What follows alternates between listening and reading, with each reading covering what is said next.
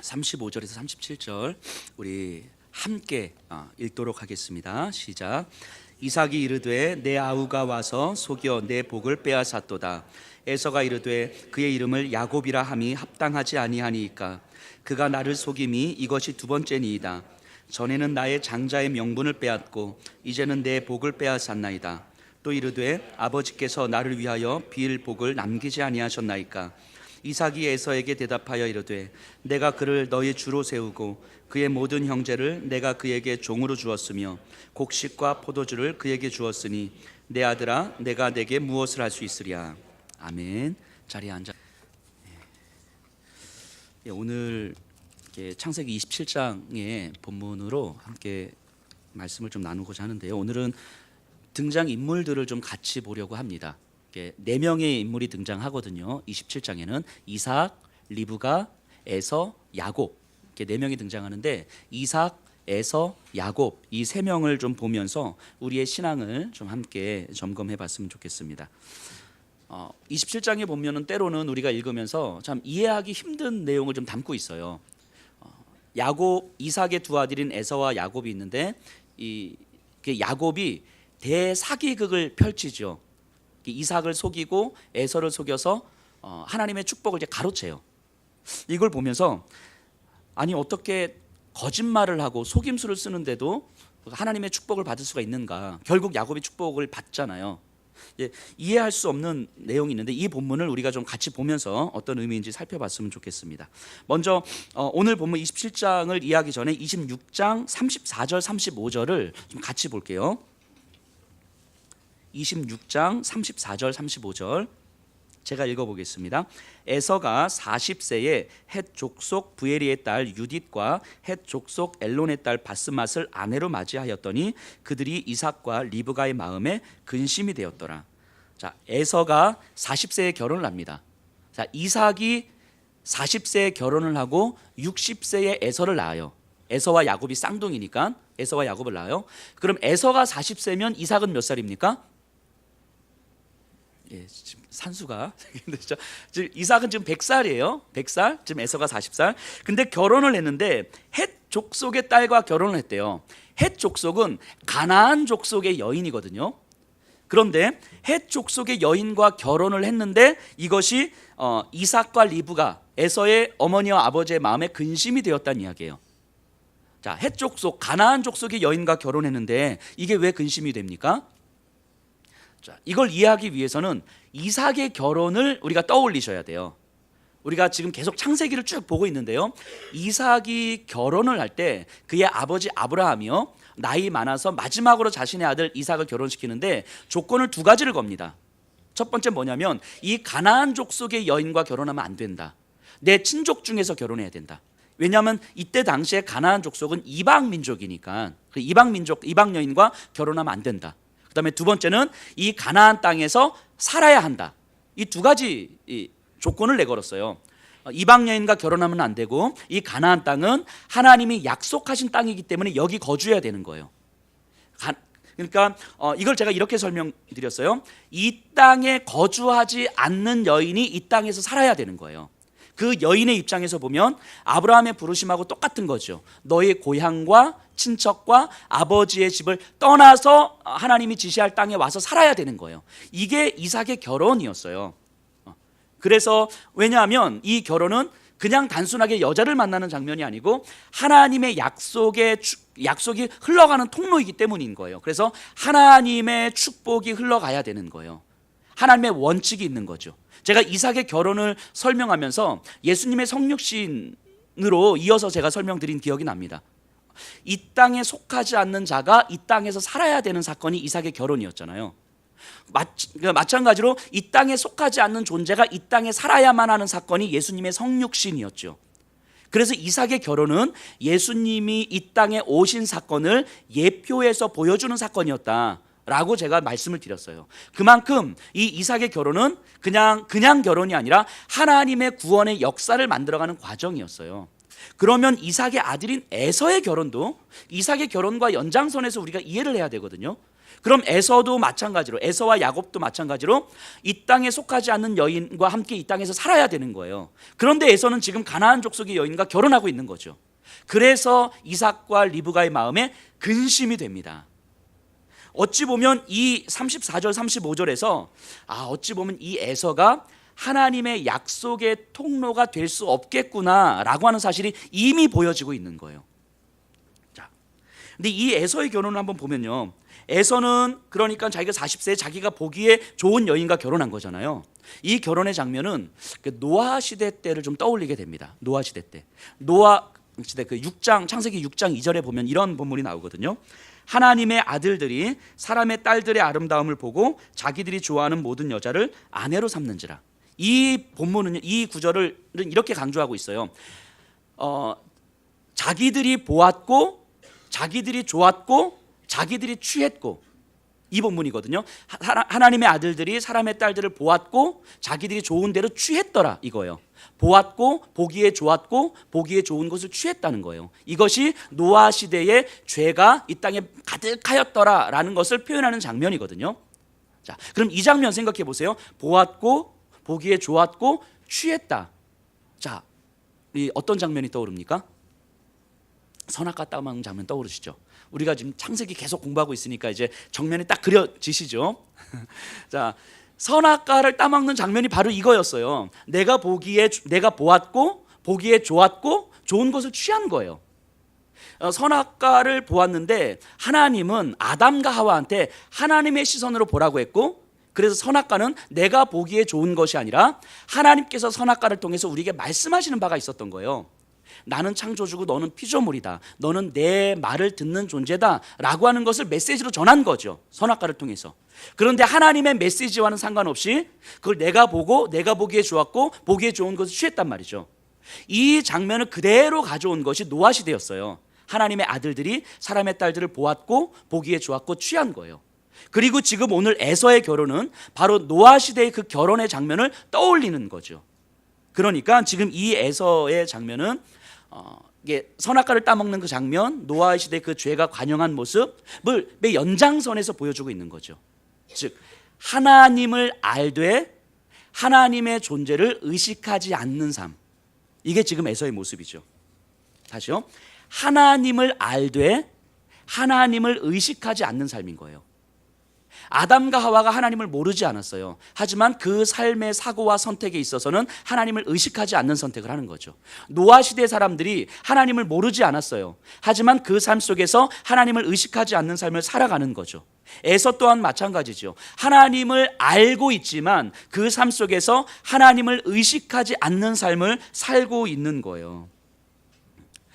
그걸 어떻게 알 수 있냐면요, 27장 38절 가서 한번 보면요,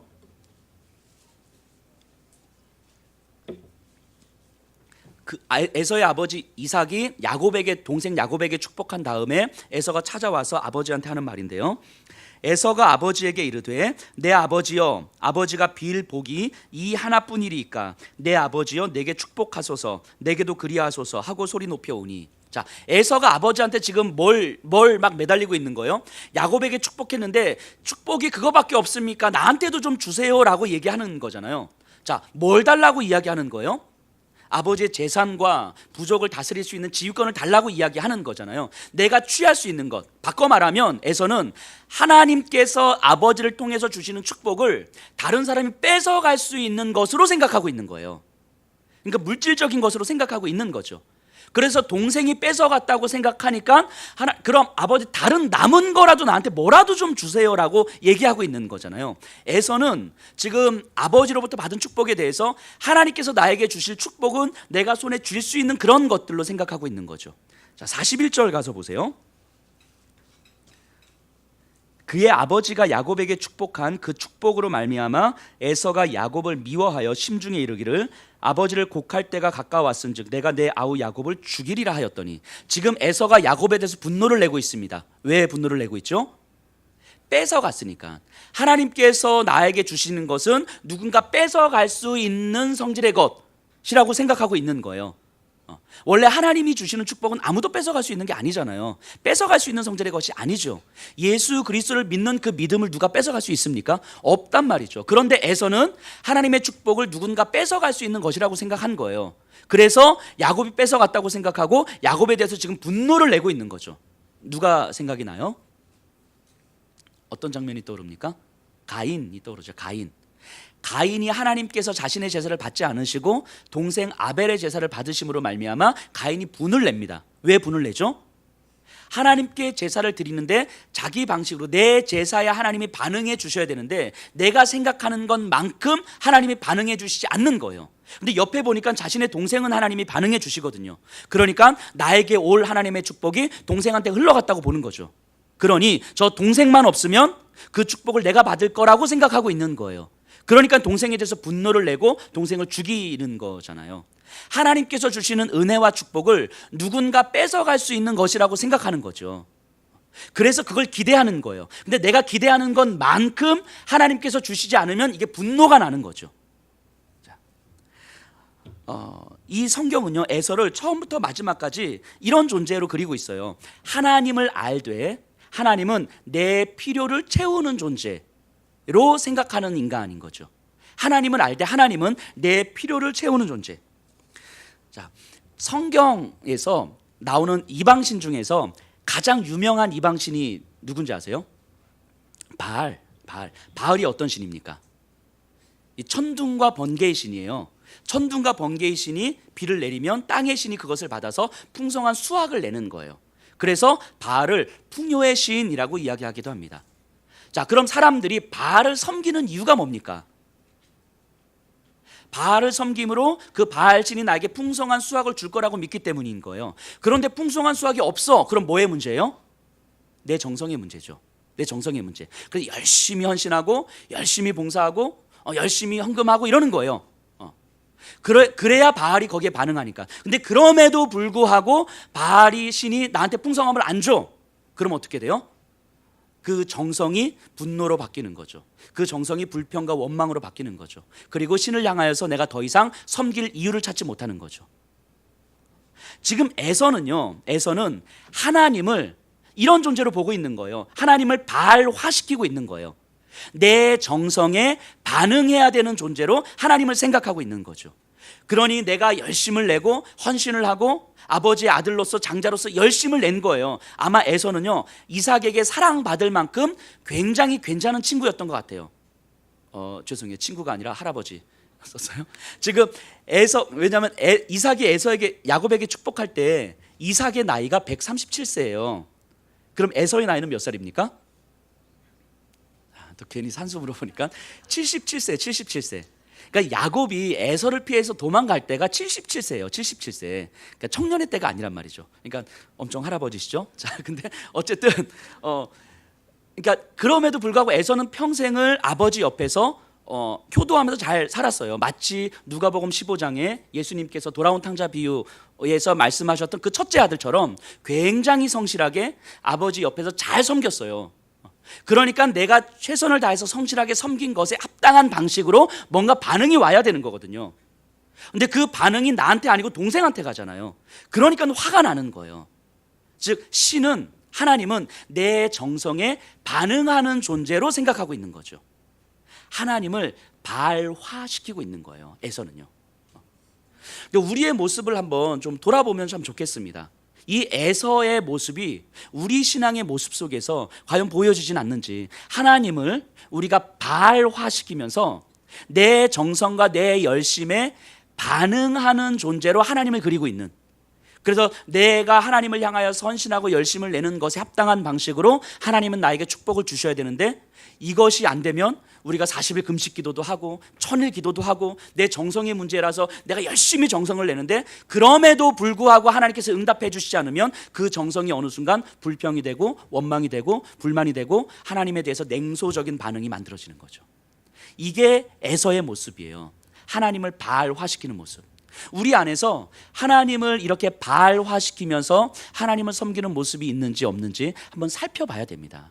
하나님은요, 이 에서의 모습을 이미 초장부터 깨뜨리고 계시는 거예요. 약속의 자녀가 아니라고 이미 찍고 계시는 거죠. 자, 그런데 이런 에서를 이삭은 그럼에도 불구하고 축복하려고 해요. 27장 1절 다시 돌아가서 보면요. 이삭이 나이가 많아 눈이 어두워 잘 보지 못하더니 맏 아들 에서를 불러 이르되 내 아들아 하매 그가 이르되 내가 여기 있나이다 하니 이삭이 이르되 내가 이제 늙어 어느 날 죽을는지 알지 못하니 그런즉 내 기구 곧 화살통과 활을 가지고 들에 가서 나를 위하여 사냥하여 내가 즐기는 별미를 만들어 내게로 가져와서 먹게 하여 내가 죽기 전에 내 마음껏 내게 축복하게 하라. 자, 실제로 나이가 많았어요. 지금 137세였으니까 그런데 이건 단순하게 나이가 많아서 눈이 침침해졌다라는 의미도 있지만 영적인 의미를 좀 담고 있는 거예요. 영적 분별력이 떨어지고 있음을 보여주고 있는 거예요. 에서의 결혼에도 불구하고 그것 때문에 마음에 근심이 있었고 저 결혼을 통해서는 하나님의 약속의 통로가 될 수 없다라는 걸 알고 있었음에도 불구하고 이삭이 137세에 에서를 불러다가 내 마음껏 내가 너에게 축복하게 하라 이렇게 이야기하는 거예요. 자, 이삭이 바라볼 때 이 축복의 주체가 누구라고 생각하고 있는 거예요? 나라고 생각하는 거죠. 축복의 주체가 내가 하나님으로부터 축복의 권한을 받았으니까 내 마음대로 내가 너에게 축복할 것이다 라고 이야기하는 거예요. 그래서 들에 가서 사냥감을 가지고 와서 나를 위해서 요리를 좀 해달라. 근데 이렇게 얘기를 해서 아무도 모르는 줄 알았더니 그 이야기를 옆에서 그의 아내 리브가가 엿들은 거예요. 그래서 리브가는 그 둘째 아들 야곱과 이제 대사기극을 펼칩니다. 아마 리브가는요 태중에 있을 때 하나님께서 리브가에게 하셨던 말씀이 있잖아요. 쌍둥이가 있는데 큰 자는 어린 자를 섬길 것이니라. 이 말씀을 아마 기억하고 있었을 거예요. 아, 그럼 야곱이 에서보다 더 큰 자가 될 텐데. 근데 심지어는 에서는 가나안 족속의 여인과 결혼했어요. 아, 에서는 아닌가 보다. 심지어 야곱을 더 사랑하잖아요, 리브가는. 그러니까 이제 야곱이 하나님의 약속의 자녀다라고 믿고 이 야곱에게 아버지의 장자의 축복을 전달해 주기 위해서 이제 대사기극을 펼칩니다. 그래서 야곱에게 얘야, 네가 염소 2마리를 잡아와라. 그럼 내가 별미를 만들어서 아버지한테 갖다 줄 테니까 네가 들고 가서 에서인 척해서 축복을 받아내면 돼. 이렇게 이야기한 거예요. 그랬더니 12절에 27장 12절에 아버지께서 나를 만지실진데 내가 아버지의 눈에 속이는 자로 보일지라 복은 고사하고 저주를 받을까 하나이다. 자, 아버지가 나를 만지실진데 에서의 피부와 내 피부가 다른데 에서는 이제 들사람이어서 털도 많고 막 거칠고 야곱은 이렇게 부드럽고 그러면은 오히려 걸리면 아버지한테 저주를 받지 않겠습니까? 자, 이 장면이요 어떻게 아버지한테 하나님 앞에서 거짓말을 해요? 이게 아니고 거짓말을 하는 게 두려운 게 아니고 걸릴까 두려운 거예요. 걸릴까. 그러니까 바꿔 말하면 안 걸릴 장치를 만들면 내가 해볼 만할 것 같아요. 이 얘기죠. 야곱은 안 걸릴 수 있는 장치를 만들면 한번 내가 이 대사기극을 한번 만들어 볼 수 있을 것 같아요. 그랬더니 어머니가 걱정하지 마. 내가 해줄게 하면서 양을 잡아오고 에서의 옷을 입히고 염소 새끼 가죽을 이제 야곱의 피부에 이렇게 해놓은 거예요. 마치 에서인 것처럼. 그리고 이제 야곱이 이 별미를 들고 이삭에게로 갑니다. 자, 18절 19절이에요. 야곱이 아버지에게 나가서 내 아버지여 하고 부르니 이르되 내가 여기 있노라. 내 아들아 내가 누구냐? 야곱이 아버지에게 대답하되 나는 아버지의 맏 아들 에서로소이다. 아버지께서 내게 명하신 대로 내가 하였사오니 원하건대 일어나 앉아서 내가 사냥한 고기를 잡수시고 아버지 마음껏 내게 축복하소서. 아, 완전히 나무주의 현상감이에요. 진짜 이렇게 걸릴까 벌벌 떨었던 야곱이 별미를 딱 들고 가서 네가 누구냐라고 물어보는 거예요, 아버지가. 그랬더니 나는 아버지의 맏아들 에서입니다. 그리고 이건 내가 사냥한 고기가 아니잖아요. 어머니가 잡아준 거잖아요. 근데 내가 사냥한 고기를 마음껏 잡수십시오. 얼마나 연습을 했겠어요. 이 리브가하고 둘이서 아마 모의 면접을 했을 거예요, 분명히. 모의 면접하면서 아마 말투는 이렇게 해라, 뭐 태도는 이렇게 해라, 뭐 이렇게 연습을 했겠죠. 너무 태연한 모습을 보여주고 있어요, 야곱이. 이 기질이 있어요, 이 야곱이. 자, 근데 이제 이 야곱을 대면한 이삭이 뭔가 낌새를 좀 채는 거예요. 이상한데 이게 분명히 목소리는 야곱인데 이 냄새나 이 모든 느낌은 에서란 말이죠. 그래서 여러 가지를 확인을 하는데 23절 보세요. 그의 손이 형 에서의 손과 같이 털이 있으므로 분별하지 못하고 축복하였더라. 이삭을 설명할 때에 계속해서 분별하지 못하고 이삭이 분별하지 못하고 축복하였더라라고 이야기를 하죠. 그래서 축복을 합니다. 27절에서 29절이에요. 축복하는 내용인데 제가 읽어볼게요. 그가 가까이 가서 그에게 입맞추니 아버지가 그의 옷의 향취를 맡고 그에게 축복하여 이르되 내 아들의 향취는 여호와께서 복주신 밭의 향취로다. 하나님은 하늘의 이슬과 땅의 기름짐이며 풍성한 곡식과 포도주를 내게 주시기를 원하노라. 만민이 너를 섬기고 열국이 내게 굴복하리니 내가 형제들의 주가 되고 내 어머니의 아들들이 내게 굴복하며 너를 저주하는 자는 저주를 받고 너를 축복하는 자는 복을 받기를 원하노라. 야곱에게 이삭이 주는 축복이에요. 자, 근데 이 축복의 내용이 누구한테 주신 축복이에요? 하나님이 아브라함에게 주신 축복이잖아요. 아브라함이 이삭에게, 이삭이 야곱에게 흘러가는 축복이에요. 그러니까 축복의 주체는 누구인 거예요? 하나님이 분명한 거예요. 근데 지금 이 27장 장면에서는 이 축복의 주체는 지금 이삭인 거예요. 우리는 지금 야곱이 축복받고 있다는 것을 알고 있지만 이삭은 지금 누구에게 축복하고 있는 거예요? 에서인지 알고 축복하고 있는 거잖아요. 이삭은 야곱인지 모르고 있잖아요. 내 마음껏 내가 축복하고 있는 거예요. 이 아들이 약속의 자녀인지 아닌지, 하나님의 마음에 합당한 사람인지 아닌지, 축복을 받을 만한 하나님의 선택된 자인지 아닌지에 대한 영적 분별력이 전혀 없어요. 내 마음껏 지금 축복하고 있는 거죠.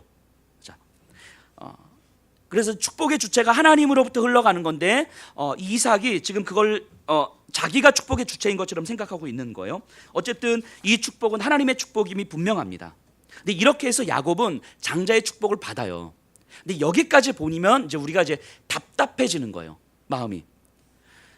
아니, 하나님의 축복을 받기 위해서 이제 거짓말도 했고 아버지와 형을 속였어요. 근데 이렇게 해서라도 축복을 받았잖아요. 어쨌든. 아니, 그럼 이 뭐지 이게? 이런 답답함이 드는 거예요. 그럼 이렇게 해서라도 축복을 받으면 되는 건가? 아니, 어떤 방식을 통해서든 하나님이 주시는 축복을 갈급해하고 갈망하고 그 축복만 받으면 되는 건가? 이런 생각을 하게 되는 거죠. 아닌 것 같은데 그런 것 같기도 하고. 근데 이를 이제 우리가 좀 잘못 이해하면 이렇게 적용하게 되는 거예요. 하나님의 축복을 받기 위해서라면, 영적인 축복을 받기 위해서라면 가정을 돌보지 않고 교회에 헌신하면 하나님께서 우리를 축복하실 것입니다. 뭐 이런 거. 축복을 받기 위해서라면 내가 대출을 받아서라도 하나님께 헌금하고 헌신하는 것, 이런 거. 축복을 받기 위해서라면 목회자를 잘 섬기면 하나님께서 우리의 가정과 우리 자녀들에게 정말 축복해 주실 것이고, 이런 영적인 축복을 받기 위해서라면 뭐든지 할 수 있다고 생각하는 것. 그래서 이 세상 교회에서 섬기고 목회자를 섬기는 건 주님의 일이고 교회 바깥의 일은 세상의 일이어서, 그래서 주님의 일을 헌신하면서 주님의 축복을 받기 위해서라면 이 세상의 다른 것들은 내가 다 포기해도 된다는 방식의 생각들을 하게 되는 거예요. 자, 이걸 잘못 이해하면 이렇게 되는 거죠. 옆에서 보기에는 굉장히 신령한 것처럼 보여요. 하나님의 축복을 기대하고 하나님께서 우리 가정에 축복을 주실 것이고 우리 자녀에게 축복을 주실 것이고, 그래서 하나님 앞에서 내가 모든 걸 다 헌신합니다. 굉장히 신령한 것처럼 보이는데 사실은 이 본문은 그걸 이야기하는 건 아니죠. 목회자를 잘 섬기면 하나님께서 그 가정에 축복 주십니까? 자, 부탁드리는데요. 목회자는요, 섬김의 대상이 아니에요. 분명히 아셔야 돼요. 목회자는 섬김의 대상이 아니고 내 영적 성장을 위한 활용의 대상이에요. 목회자를 섬기지 마시고, 저한테 과일 사주시고 이런 거 하지 마시고요. 지역에 있는 다른 아이들한테 조금씩 장학금을 주세요. 그 돈으로. 그러니까 목회자는 그렇게 섬김을 받을 존재가 아닌 거예요. 우리 성도님들의 영적 성장을 위해서 활용되어야 될 존재가 바로 목사인 거죠. 그러니까 성도님들이 저를 어깨에 힘 들어가도록 만들어 주시면 안 돼요. 그러니까 그런 거, 목회자를 잘 섬기면 가정이 축복, 이러지 않아요. 대출 받아서 건축원금 내면 하나님께서 우리의 가정에 갑절로 이러지 않아요. 물론 하나님은 그러실 수 있는 분이시지만 그렇게 헌신한다고 해서 축복을 주시는 그런 분이 아닌 거죠.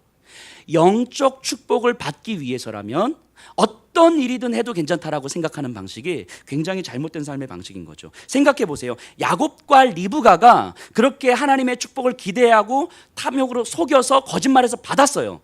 그 결과가 뭡니까? 도망이에요. 도망. 본인이 바라던 그런 축복은 없었어요. 적의로 가득 찬 이 세상에 홀로 버려졌어요. 홀로. 자, 44절 45절 한번 보세요. 에서가 이제 분을 냈어요. 리브가가 야곱에게 하는 이야기입니다. 내 형의 노가 풀리기까지 몇 날 동안 그와 함께 거주하라. 이게 오빠 라반의 집 밧단 아람이에요. 내 형의 분노가 풀려 내가 자기에게 행한 것을 잊어버리거든 내가 곧 사람을 보내어 너를 거기서 불러오리라. 어찌 하루에 너희 둘을 이르랴. 에서가 분노를 내자 리브가가 저기 밧단 아람으로 잠시 피신해 있어. 에서의 분노가 좀 사그라들면 내가 사람을 불러서 다시 오게 할게. 그러면 네가 어차피 축복을 받았으니 여기서 장자의 축복을 누리면 돼. 이게 리브가의 마음이었죠. 그래서 밧단 아람으로 갔습니다. 그리고 얼마 동안 거기 있습니까? 20년을 있어요. 20년을. 리브가의 계획대로 되지 않습니다. 리브가의 계획은 완전히 박살이 난 거예요.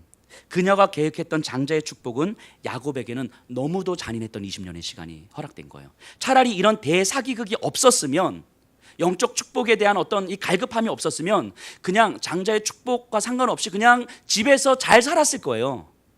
그런데 이 리브가의 계획으로 말미암아 야곱은 20년 동안 너무너무 잔인한 시간을 보냅니다. 야곱보다 훨씬 더 야곱스러운 사람들을 만나죠. 그래서 탈탈 털려서 돌아옵니다. 이게 그들이 원했던 축복의 결과였어요. 그들이 원했던. 리브가가 계획해서 하나님의 영적 축복을 기대했지만 하나님은 그것을 완전히 박살을 내버리시죠. 하나님의 축복은요, 그것을 바라는 자의 어떤 속임이나 욕망이나 탐욕에 의해서 주어지는 것이 아닙니다.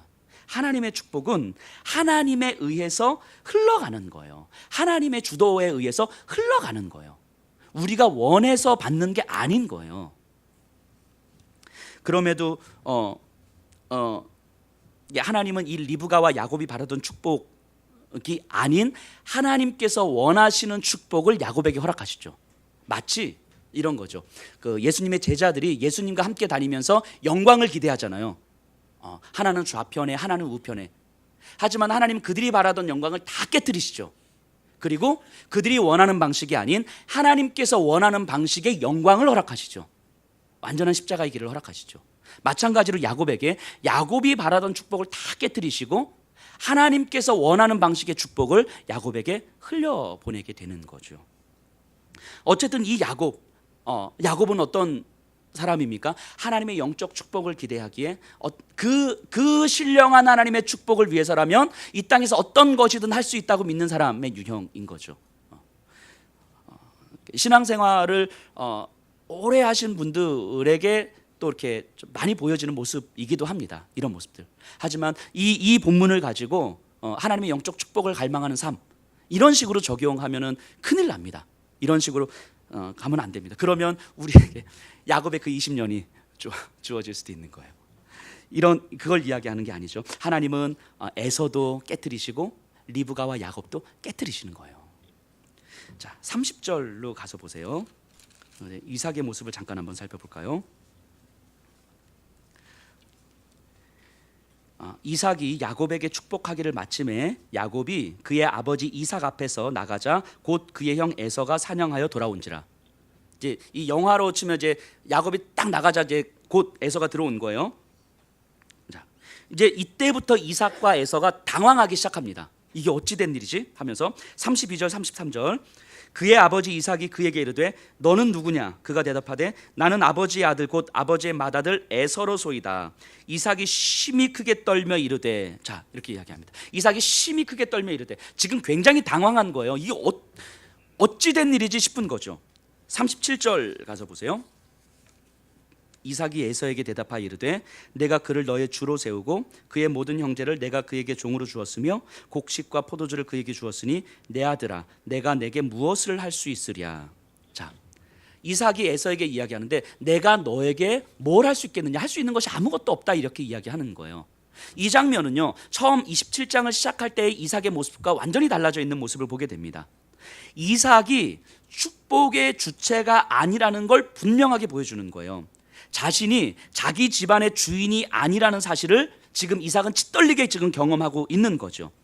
이 본문은요, 이삭이 축복의 주체인 것처럼 해서 시작이 된 본문이잖아요. 내가 너에게 마음껏 축복하게 하라. 이 에서가 어떤 존재인지 상관없이 이삭의 마음에 합당한 방식으로 이삭이 축복을 지금 뱉었단 말이죠. 이 영적 분별력이 없음에도 불구하고 하나님의 마음에 헤아리지 못함에도 불구하고 축복하려고 했는데 사실 축복의 주체는 이삭이 아니라 하나님이라는 사실이 본문의 흐름 속에서 확연하게 드러나는 거예요. 즉 영적 권위를 갖고 있는 어떤 사람이 내가 영적 권위를 가지고 내가 기도하고 내가 이야기하면 그것이 마치 현실로 이루어지는 것처럼 생각하는 거죠. 마치 치유의 기도를 하는데 치유의 주체가 나인 것처럼 생각하는 것이고 내가 기도하는데 기도의 주체가 나인 것처럼 생각하는 거죠. 이삭이 지금 그러고 있는 거예요. 근데 이 이삭이 지금 깨지고 있는 거죠. 깨지고 이삭이 지금 당황한 거예요. 사실 내가 너에게 해줄 수 있는 것이 아무것도 없구나 라고 이야기하는 거죠. 이게 많이 저를 포함한 많은 목회자들이 빠지는 오류 중에 하나죠. 제가 이렇게 설교를 하잖아요. 근데 모든 설교자는요 이걸 기대합니다. 제가 설교를 하면 이 설교를 듣고 이 자리에 있는 모든 분들이 막 회심하고 막 상처받은 영혼들이 막 회복되고 치유되고 하나님 앞에 눈물 흘리고 무릎 꿇고 막 말씀 앞에서 막 일어나고 막 마치 베드로가 3,000명이나 더 되는 사람이 회개했던 것처럼 제가 설교하면 여기에 있는 모든 분들이 그렇게 될 걸 기대해요. 설교자는 그렇기 때문에 이 설교의 주체가 마치 나인 것처럼 생각하는 거죠. 그래서 내가 능력 있는 설교자고 내가 탁월한 설교자고 내가 영역 있는 설교자고 내가 설교하면 성도들의 마음이 변화되고 치유되고 말씀으로 그 삶이 변화되고. 근데 사실은 이 설교의 주체는 설교자가 아니죠. 목회자가 아니죠. 하나님께서 분명히 설교의 주체이시고 그래서 설교자는 성경을 통해서 하나님의 메시지를 끄집어내서 이걸 그대로 전달하는 통로의 역할을 하는 것이지, 그래서 설교자의 역할은 성경을 제대로 이해하고 공부하는 역할을 하는 것이지, 그리고 이것을 듣는 성도님들을 위해서 기도하면서 말씀을 들을 준비를 하는 것이지, 이 설교를 내가 가지고 내가 선포하는 게 아니단 말이죠. 이건 하나님께서 하시는 거예요. 설교자는 이 말씀에 대한 통로 역할을 할 뿐인 거죠. 그러니까 목사님 설교 잘하십니다. 어떻게 그렇게 설교를 하세요? 말로는 이거 다 하나님께서 하셨죠 라고 말하는 내 속으로는 이거 설교하기 위해서 내가 책을 얼마나 봤는데 이런 생각을 하는 거예요. 근데 사실은 그 이삭도 하나님은 깨뜨리시는 거예요. 그 이삭도 축복의 주체가 네가 아니다라고 이야기하는 거예요. 이삭으로 하여금 당황하게 만드는 거죠. 자, 오늘 본문의 흐름을 다시 보면요, 이삭의 주도권으로 시작이 됩니다. 이삭이 축복의 주체로서 시작이 돼요. 축복을 하겠다는 이삭의 결심, 하지만 영적 분별력이 떨어지는 이삭은 이 상황을 주도적으로 끌고 가지 못해요. 그래서 리브가의 주도권이, 리브가의 계략이 이 흐름의 주도권을 바꿉니다. 리브가와 야곱을 통해서 이 흐름이 이제 다시 이어져요. 이삭은 이들의 연기에 깜빡 속아 넘어가고요, 그리고 리브가의 계획대로 이제는 끝이 나는 듯 합니다. 이렇게 딱 끝나는 듯 하지만 말씀드렸던 것처럼 리브가가 원했던 대로 이 일이 진행되지는 않습니다. 일이 진행되지는 않아요. 이삭의 주도권, 리브가의 계략으로 진행되는 이야기이지만 사실 하나님의 주도권이 매 순간 간섭하고 있음을 성경은 보여주고 있는 거예요. 처음부터 하나님은 하나님께서 주도하고 계신다는 사실을 보여주고 있는 거예요. 잠시 이삭에게 맡겼고 잠시 리브가와 야곱에게 맡겼고 잠시 에서에게 맡겼을 뿐이지 처음부터 하나님은 이 상황을 주도해 나가고 계심을 보여주고 있는 거예요. 우리가 볼 때 에서와 같은 사람, 하나님 앞에서 하나님을 바알화하면서 뭔가 축복을 구하는데 실제로 돈을 많이 벌었어. 하나님께 열심히 기도했더니 하나님께서 막 축복도 주셔. 부러운 거죠. 이제 우리는 우리도 저렇게 하면 되겠구나. 때로는 야곱과 같이 영적인 축복을 막 기대하면 신령한 삶을 살아가는 듯한데 근데 뭐가 잘 돼. 우리 또 부러운 거죠. 저렇게 하면 되는 거구나. 이삭과 같이 어떤 영적 권위를 갖고 있는 존재가 카리스마 있게 막 하는데 실제로 그렇게 돼. 기도했더니 막 병이 낫고 그래. 나도 저런 은사가 좀 있었으면 좋겠다. 이렇게 경험되는 듯 하지만 사실은 그런 것들은 일시적으로 왔다 갔다 하는 현상들일 뿐인 거죠. 이 본문은요, 하나님께서는 에서도 깨트리시고 야곱도 깨트리시고 이삭도 깨트리시는 거예요. 그러면서 결국에는 처음부터 하나님께서 끌고 가셨음을 보여주고 있는 거죠. 그러니까 하나님께 어떻게 축복을 받을 것인가를 고민하는 것이 아니라 하나님의 뜻이 무엇이고 하나님께서 어떻게 주도권을 가지고 움직여 가시는지를 분별하는 게 필요한 거예요. 이 메시지를 통해서, 본문을 통해서 하나님은 우리에게 그걸 보여주시는 거죠. 기준은 내가 아니고, 우리 교회가 아니고, 우리 가정이 아니고 하나님이라는 사실을 분명히 깨달으라고 말씀하시는 거예요. 이게 오늘 본문을 통해서 이삭과 에서와 야곱을 통해서 그 어떤 모습들도 우리의 신앙의 모습 안에 다 포함되어져 있는 모습일 테지만, 하나님은 결국 그 모습들을 하나씩 깨뜨리셔서 결국은 하나님께서 원하시는 축복을 우리에게 허락하시는 여정을 가고 있다는 것을 보여주고 있는 거죠. 그래서 우리에게 그 하나님의 주도권이 어떻게 이루어지고 있는지를 보라고 하시는 거예요. 아까 우리가 영상으로도 봤지만 한 주간 라오스를 다녀왔는데, 라오스를 다녀오면서 주신 그 은혜를 같이 다 나누고 싶은데 다 나누면 아마 오늘 점심도 못 먹을 것 같아서 너무 많은 하나님의 은혜들이 있었지만, 저희가 라오스 아이들에게 지금 저희가 장학금을 주고 있거든요. 24명의 아이들을 주고 있어요. 3개 마을에, 한 마을에는 14명, 또 이렇게 5명 이렇게 주고 있는데, 이번에 갔던 마을 중에서 이제 사와나켓이라고 하는 마을에 저희가 이제 처음 들어가는 거예요. 그 마을의 아이들 5명 우리가 장학금을 주거든요. 이 비엔티엔에서 버스로 8시간을 내려갑니다. 8시간. 그리고 그 아이들을 만나고 다시 8시간 올라오는 거예요. 물론 이제 이왕 갔으니까 아이들에게 떡볶이도 해주고 뭐 이렇게 게임도 하고 뭐 이렇게 많이 놀아주다가 왔지만, 사실 본래의 목적은 그 5명의 아이들을 만나러 가는 거였거든요. 저희들이 장학금을 후원하는 그 아이들, 기도로 후원하는 아이들이 어떤 아이들이고 또 어떻게 지내고 있는지를 보기 위해서. 근데 이런 생각을 해봤어요. 그 5명의 아이들을 보기 위해서 8시간을 내려가는 거예요. 그것도 우리나라처럼 이렇게 도로가 좋은 것도 아니고 8시간을 이렇게. 이게 생각해보면 이게 뭐 하는 짓인가 싶은 거예요.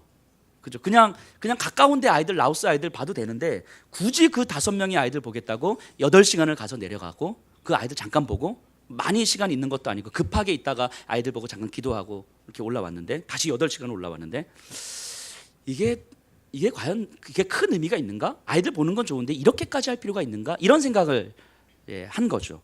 그러다가 요한복음 4장에 예수님께서 사마리아 수가성 여인을 만나는 장면을 좀 묵상을 했어요. 예수님이 그 한 명의 여인 만나시겠다고 굳이 그 더운 날씨에 그 피곤한 여정을 가시잖아요. 그리고 예수님 다른 거 하신 게 없어요. 거기까지 가셔서 우리는 그 5명의 아이들 만나고 그리고 같이 떡볶이라도 같이 먹고 왔죠. 근데 예수님은 그 사마리아 수가성에 가셔서 그 여인 만나고 그냥 오신 거예요. 그러니까 제자들도 의아해하는 거죠. 굳이 이렇게까지 해야 됩니까? 라고 하는 거죠. 굳이 이렇게까지 만나야 될 사람들은 많은데 굳이 거기까지 가서 피곤한 몸을 이끌고 사람들의 손가락질을 받으면서 그렇게까지 해야 됩니까? 라고 하는 거죠. 그런데 우리 주님은 굳이 그렇게까지 하시더라고요. 그것이 얼마나 효율적인지, 얼마나 의미가 있는지, 얼마나 우리에게 어떤 영향이 있는지, 얼마나 합리적인 판단인지와 상관없이 주님은 그렇게 하시더라고요. 굳이 그렇게까지. 만나야 될 한 사람이 있으면 그 사람을 만나기 위해서 그 피곤함과 힘겨움과 고단함과 사람들의 손가락질을 기꺼이 받을 준비를 하고 계시는 거죠. 이게 주님의 마음이시더라고요. 그 마음을 묵상하면서 8시간을 갔다가 왔어요. 그러니까 너무 은혜가 되는 거예요. 그 마음이 있어서 피곤하지 않았다가 아니에요. 그래도 그 마음이 아무리 있어도 피곤하긴 여전히 피곤하고, 8시간 동안 버스에 앉아있으니까 막 허리가 막 아프고, 권사님들 계셔서 죄송한데 저도 허리가 좀 아팠어요. 그러니까 피곤한 건 여전히 피곤하고 힘겨운 건 여전히 힘겨운 거예요. 그런데 그 주님의 마음이 묵상이 되면서 그 피곤함과 힘겨움을 기꺼이 받아들일 준비가 되는 거죠. 하나님이 주님의 그 마음을 품고자 하기 때문에, 그 마음을 품기 때문에 고난이 없어지는 것이 아니라 그 고난을 기꺼이 받아들일 준비를 하는 거예요. 근데 그 고난이 없이 그냥 편안하게 살아가는 것이 우리가 바라는 축복이라면, 하나님은 그 고난을 기꺼이 받아들임으로 하나님의 마음을 품고자 하는 것이 하나님께서 원하시는 축복일 거잖아요. 하나님은 우리에게 그걸 원하시는 거예요. 좀 편안하게 내가 원하는 방식의 축복을 기대하면서, 내가 편안한 방식을 추구하면서 그냥 적당히 하나님 섬기고 적당히 헌신하고 봉사하고 헌금하고 하나님께서 우리 자녀들에게 주시는 축복을 기대하면서 살아가는, 적당히 살아가는 그런 삶의 방식이 아니고, 하나님의 마음을 그 안에 품을 수 있다면 그 마음을 품게 하심으로 말미암아 고난을 기꺼이 받아들일 준비를 하는 삶, 이것이 하나님께서 우리에게 주시는 가장 큰 축복이라고 하는 거죠. 그래서 이삭이 원하는 방식의 축복도 깨트리시고, 에서가 원하는 방식의 축복도 깨트리시고, 야곱이 원하는 방식의 축복도 깨트리시는 거예요. 그리고 하나님께서 우리에게 원하는 방식의 축복을 허락하시는 거예요. 그리고 그 하나님께서 원하시는 방식의 축복이 무엇인지를 알라고 말씀하시는 거죠. 분별하라고 말씀하시는 거죠. 그리고 그것을 사모하라고 말씀하시는 거죠. 그리고 그 마음이 우리 안에 조금씩 품어질 때에 어느 순간 내가 경험되어지는 고난을 기꺼이 받아들일 준비가 되는 거예요. 힘겹지만 설명할 수 없는 그 가슴 설렘이 있는 거죠. 설명할 수 없는 이 풍성함이 있는 거예요. 때로는 에서의 모습이 부럽기도 하고, 야곱의 모습이 부럽기도 하고, 이삭의 모습이 부럽기도 하지만, 그런 모습들이 궁극적으로 우리에게 결코 위로가 될 수 없다라는 것을 하나님은 분명히 말씀하시는 거예요. 지금은 당장 그 모습이 부러울 수 있지만 결국 그것은 우리가 깨져야 될 모습이라고 이야기하는 거예요. 그것이 우리에게 결코 소망이 되거나 위로가 될 수 없다고 이야기하는 거죠. 그것이 아니라 오직 하나님께서 예수 그리스도를 통하여서 우리에게 주신 십자가의 복음의 은혜가 우리에게 참된 위로요, 참된 소망이라고 이야기하는 거예요. 그래서 고난이 있느냐 없느냐의 문제가 아니라 그 하나님의 마음이라면, 그 십자가의 복음이라면 고난을 기꺼이 받아들일 준비가 되어 있는 이것이 축복이라고 말씀하시는 거죠. 그래서 우리에게 예수 그 이름밖에 없다고 말씀하시는 거예요. 예수 그리스도의 십자가의 그 복음밖에 없다고 말씀하시는 거예요. 그래서 그 십자가의 복음을 붙들고 갈 때에 때로는 가시밭길이 있고, 때로는 굶주림의 길이 있고, 때로는 사람들의 수치와 모욕의 길이 있음에도 불구하고 그것을 기꺼이 받아들일 마음의 준비를 성령 하나님께서 우리에게 해주시겠다고 말씀하시는 거죠. 그 약속 믿고 우리에게 허락된 십자가의 복음의 길을 걸어가는 거예요. 그것이 우리에게 주시는 참된 축복이라고 말씀하시는 거죠. 우리 그 삶을 기대하십시다. 그 삶을 기대하시면서 오늘 하루 주어진 삶들을 하나님 말씀 분별하며 치열하게 살아가십시다.